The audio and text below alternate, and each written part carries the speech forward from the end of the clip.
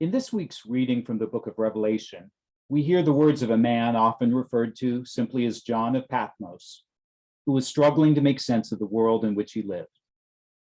And as people who woke up over the last couple of days to news of yet another mass shooting, this time in Buffalo, where the victims were targeted because of their race, I can certainly relate to John's struggle to figure out how to go on in the world.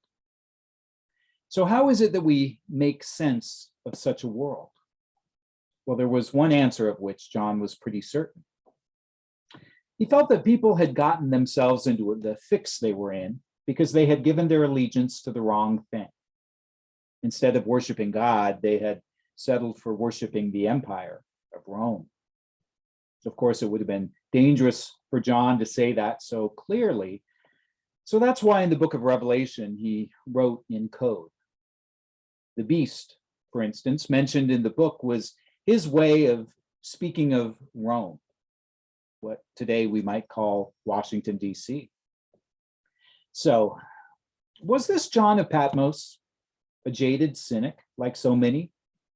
Was he content to just kick back on that Isle of Patmos, sipping mimosas and railing against those he felt were responsible for the problems, all the while negotiating exorbitant contracts with networks who would pay him millions to stoke the anger, the cynicism, and despair of others?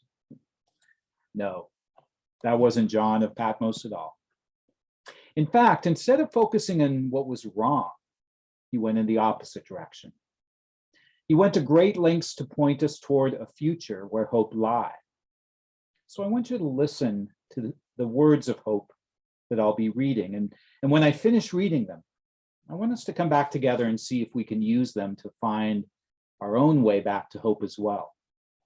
So here now, Revelation chapter 21, verses 1 through 6. And the words will be shared from the Common English Bible. Then I saw a new heaven and a new earth, for the former heaven and the former earth had passed away, and the sea was no more. I saw the holy city, New Jerusalem, coming down out of heaven from God, made ready as a bride beautifully dressed for her husband. I heard a loud voice from the throne saying, "Look, God's dwelling is here with humankind. He will dwell with them, and they will be his people. God himself will be with them as their God. He will wipe away every tear from the eyes. Death will be no more. In fact, there will be no mourning, crying, or pain anymore, for the former things have passed away." Then the one seated in the throne said, "Look, I'm making all things new." He also said, "Write this down, for these words are trustworthy and true." Then he said to me, "All is done. I am the Alpha and the Omega, the beginning and the end. And to the thirsty, I will freely give water from the life-giving spring." And thus ends our sacred reading.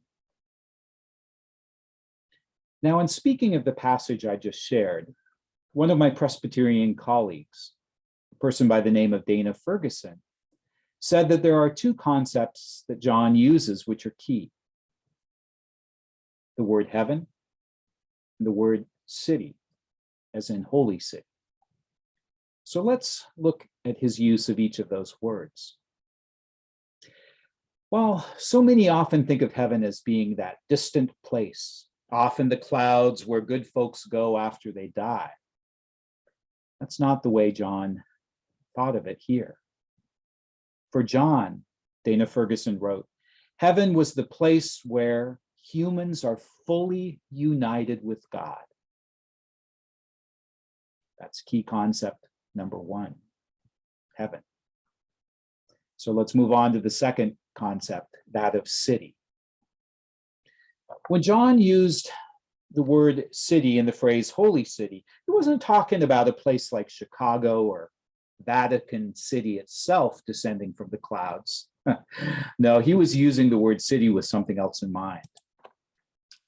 For John, the word city was so important because it represented the place where people lived together in dependence upon one another.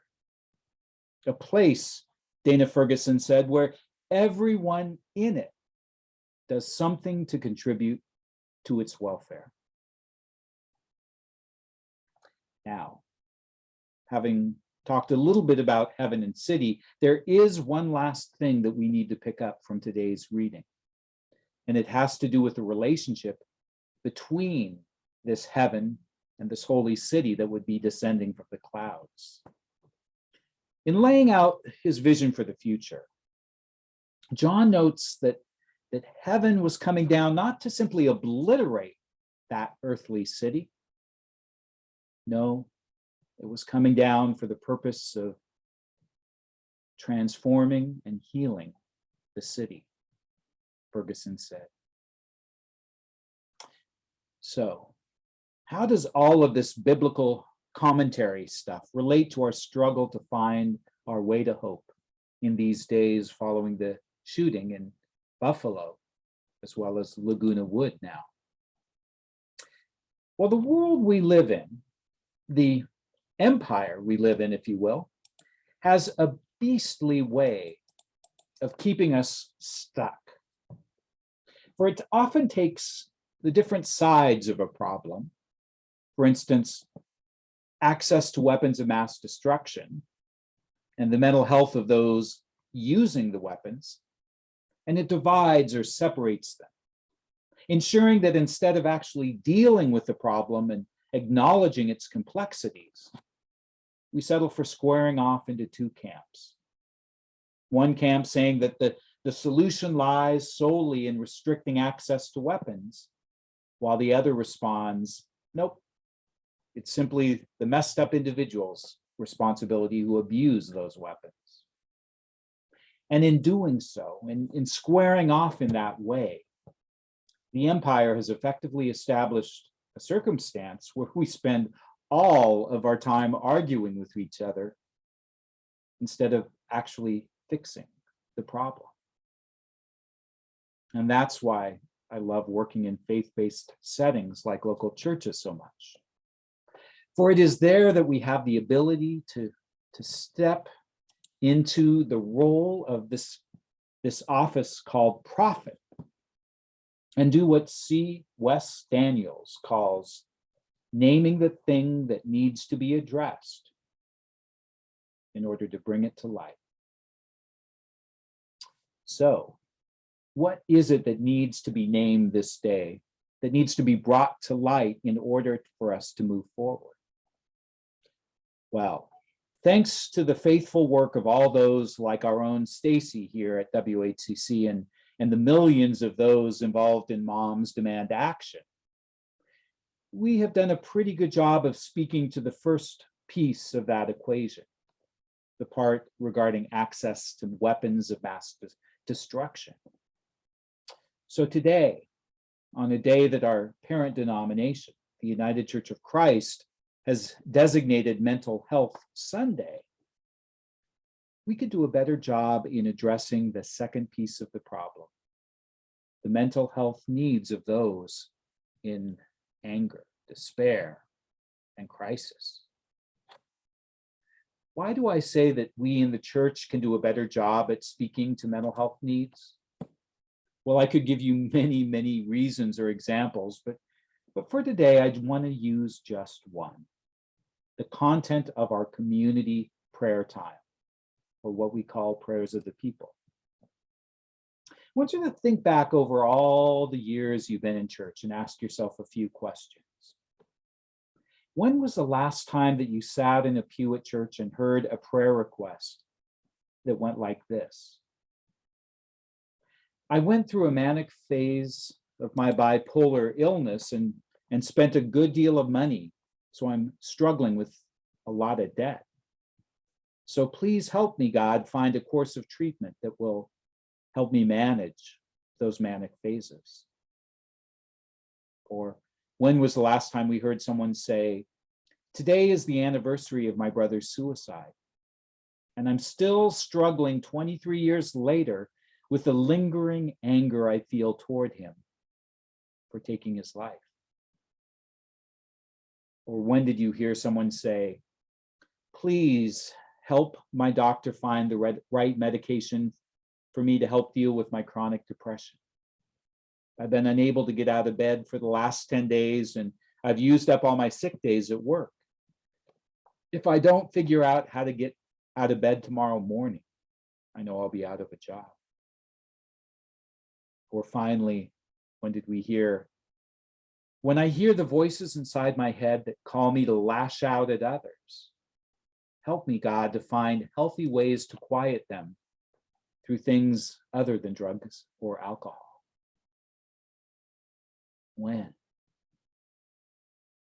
You know, in my 54 years in church, I can probably count on no more than 3 or 4 fingers the times that I've heard those kind of prayer requests. And the silence that we hear in our sanctuaries on these matters is not only deafening, but it reveals a brutal truth. You see, by creating faith communities where we send the message that it's not okay to talk about our mental health issues, the consequence is that we drive people into despair and tell them that they're completely on their own in managing their mental health issues. And friends, that's why the United Church of Christ took one of the 4 Sundays during Mental Health Awareness Month and dedicated it to the topic. Now, is one Sunday out of the year enough to give this issue the attention it deserves? Absolutely not. But you know, it's an opportunity to name the problem clearly so that on the other 51 Sundays, we can continue to do something about it, starting with our own expression of prayer time. And as your pastor, I want you to know that this is a safe space, whether it's virtually online or on our church campus, where you can actually show up and name your needs, at least in this pastor's space.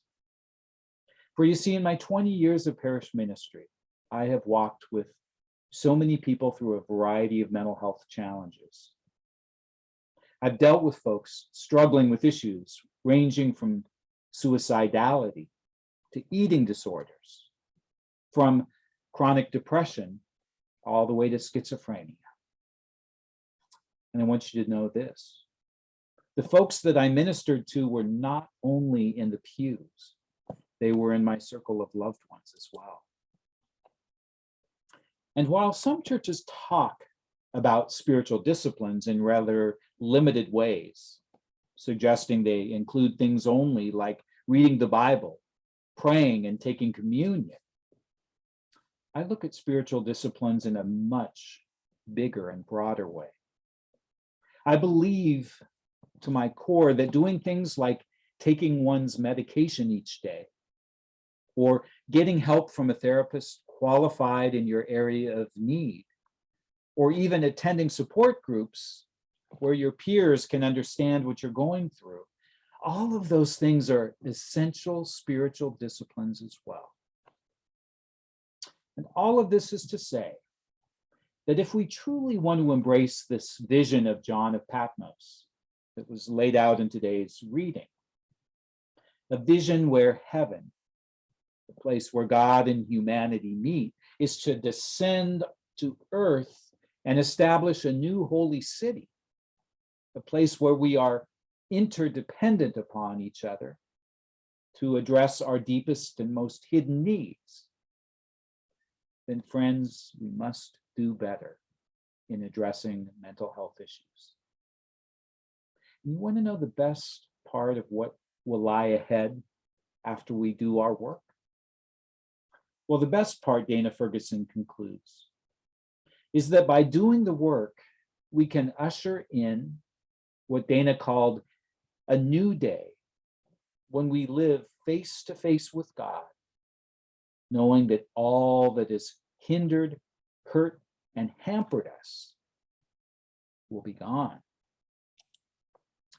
And what will we find in the old world, the old empire's place, if you will?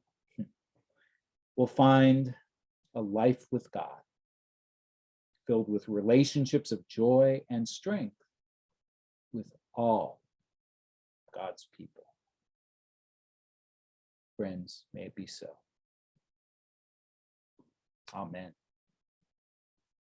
Thanks for joining me, and we'll see you next week.